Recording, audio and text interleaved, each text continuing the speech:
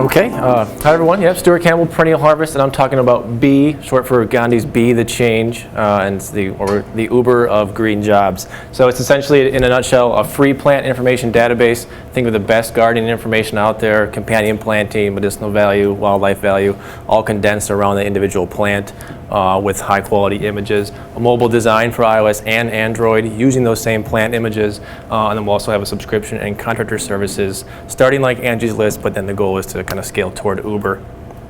Can't hear you. Speaking up, okay. Oh. Yeah, it's just for the video. It's the microphone. Oh, okay. So, yeah, just a little more enunciation. All right, cool.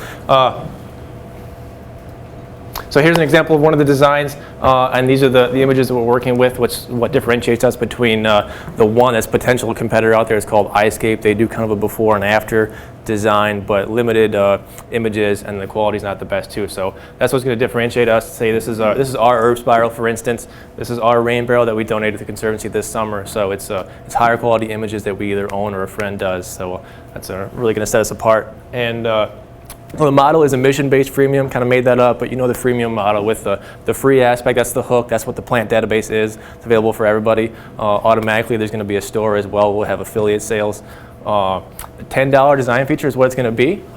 Both that and the database is going to be donated to Slow Food USA's School Garden Program, which right now there are 573 of those. That'll really help on the PR and in a marketing angle. It's not really much of a loss. So it keeps us mission-based, which is what I wanted to do from the start. And there's also a cap on designs too. It's not unlimited. If you want more designs, $5 a month subscription. Presumably, if you're going to do a lot of designs, you're either a master gardener or a contractor. So you can just sign up for that little add-on there. So we'll start like Angie's List. Traverse City, New York, Baltimore is where we're hoping to start, working with existing contractors, and then with investment with liability coverage and stuff in phase 2, then we can scale to the Uber and actually creating contractors as we go there. So partnerships and backing, we already have Slow Food USA backing it. Official partnership is the second it's launched. So it means a lot that they're already backing it because they're really only working with Chipotle and Whole Foods. Also, renowned author Doug Ptolemy is a friend. He's already endorsed it. Carries a lot of weight in the native plant community. As well as Permaculture Magazine in the UK, they're excited about tapping into the US market. And then Chelsea Green Publishing, we're already lined up to do affiliate sales for them. No inventory we're taking on, just from click-throughs we get 15% selling their permaculture books for people who want the extra information. On the team, so we got resumes here and there, 3 times consecutive Forbes-ranked marketer, some local guys who have some good experience. Co-founder of Mango Languages. That's really going to come in handy when we want to translate to expand with Slow Food International and get this into other languages. And then developing is IEK Solutions out of Phoenix. They're friends, and what's great is the hybrid coding, so it's iOS and Android, same time, saving money and time. In the market, Uberification, a lot of things are being Uberified, very saturated in transportation. Food is mostly just delivery though, so no one's really doing the creation angle, no gardening, no farming, nothing like that. The only potential competitor down the road would be TaskRabbit. They just do handyman and stuff like that, but we're going to differentiate ourselves by creating the actual tools as far as providing the information and designability too, and not just the Uber angle. And then problem solved, you probably already came up with your head a little bit. Climate change, you might have heard NPR this morning. How can tech help with climate change? Carbon sequestration. We're creating these micro solutions in communities, and that can expand to the macro. Wildlife habitat with the native plants, food security, the buy local. We have all these community gardens, backyards and whatnot that we're facilitating. And then by having the design and everything right there, cutting costs and eliminating the exclusivity that people might perceive. Customers, of course, there's a lot of them, all the greenies. Working class and urban poor we really want to focus on with, especially the early launch with Baltimore and New York. But nonprofits can help with the deliverables by doing, say, a rain garden design on the spot right there, and then potential municipalities and governments by the workforce creation potential. And we're on Indiegogo still right now. The first, obviously, just a trademark. We have service mark for Perennial Harvest, but the name had changed until a couple months ago, so now we're locked in on B. We just need to get that in. And then 25 finishes the plant database with all the highest quality images, which is going to differentiate us. So once we launch, it's the best of the best. So that's why we locked in all the partnerships first. And then just a little more of the software. So right at 25, we automatically get the stores in there too. So the revenue generation, and then the Uber angle. or Angie's first, is at 70. All these have 20% bumped up too, so we're covered. And then 50 cents of every dollar after that tier goes to Slow Food, one of our other give backs for them, kind of incentivize the fundraise. And then translations right there, and the first phase of the Uber is at 165. And that is also Dubbard too, so we cover the 50. Okay. Well, that was it. That was it. So there's probably a lot of questions too, but I think Uber with the tools provided as well. You're looking for investors. Yeah. So this is Never mentioned what you're hoping for. no. So that we're still on Indiegogo. We hadn't finished that yet with our advisors and our CFO. That was a couple weeks out, but we wanted it still to come out and kind of present and say, hey, what's happening? What's going to be headquartered in Traverse City, which is our goal. We think the way that technology is expanding and stuff, there's no reason why it couldn't be based here as opposed to Silicon Valley. So that's one of our goals. So yeah. So.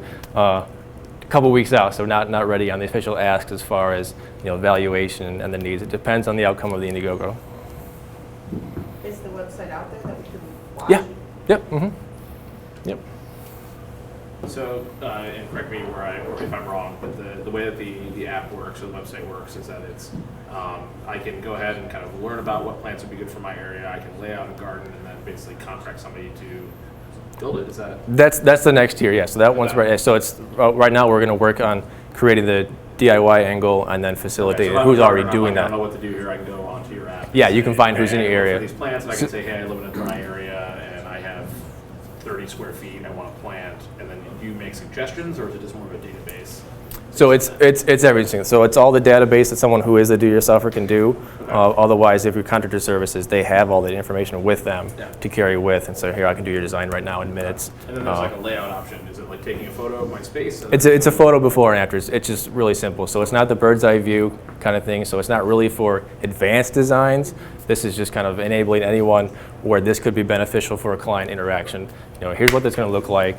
If that's good enough for a gardener, yeah, that's great. You're done. Otherwise, then you get into the advanced stuff later. So it's not totally replacing that kind of stuff. How do you plan to market this?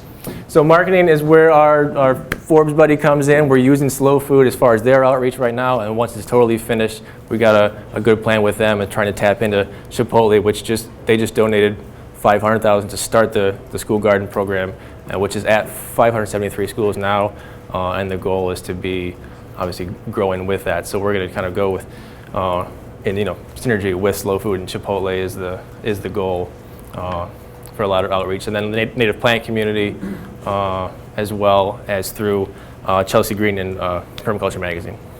You're there first. Yeah. Oh, I was curious about, because I'm certified in permaculture, and you mentioned that word a lot, but I didn't hear anything about animals, and that's kind of a key component, animal stewardship. So this is more like the permanent agriculture. This is the plant-based. That can come in as far as like the husbandry, like how can you really raise chickens and goats and whatnot. As far as the design feature is not really helping someone out with that, but that'll be part of the information database as far as like you want more information, and we'll have like instructionals that are already out there linking to videos, or someone can get that from Chelsea Green, say. So yeah, this isn't replacing a PDC, a permaculture design course, but it's getting someone going, getting that jump start a little easier. Oh, we had over here, I think. What is your website? Websites is perennialharvest.org. Right now it's Indiegogo. If you search Indiegogo, search Perennial Harvest, you'll see all that breakdown right there. But otherwise, perennialharvest.org. So I know, having a garden myself, that there's a lot of kind of upkeep over the lifespan of the gardening. Is there any kind of information or data or alerts or reminders or things like as I'm so all the alerts, all that extra stuff is like with a subscription, but like onto the plant database is the free aspect. There's all like extra tips too, which could be sufficient for a lot of people. Can you use this to model conditions and yield and things like that? Haven't scaled to that yet as far as planning, but that could be something we work to right now. This is more like the facilitating to helping the people who are kind of at the bottom. It's more like the instant visualization angle. That could obviously be something we work toward once we kind of get out there. Yeah, but not yet. So with your current website, do you have subscribers now? No, not yet. So this is pre-launch, and so we're just kind of making sure that all the that plant images are the absolute best and everything. So we kind of built our network first because of how saturated some of the markets are with like TaskRabbit and say, if we started, poorly, just to say, hey, we're launched, all this kind of stuff, and because obviously there's going to be a beta angle to everything, but we didn't want to rush it, seeing how many people are out there, and TaskRabbit, their valuations into the billions already too, so they could instantly create a gardening aspect too, and I see that happening too in the future. There's no reason why there isn't going to be another shared economy version of gardening too. So we just didn't want to rush it. We wanted to make sure we're kind of bringing a lot with us too. What's your total market size? What's that? What's your total market size? So that one's we haven't quite figured that just out yet. So that's where we're doing the Indiegogo, and we were planning how that works out as far as getting all those numbers in order for an investment ask. So we're a little early on that, just so you know.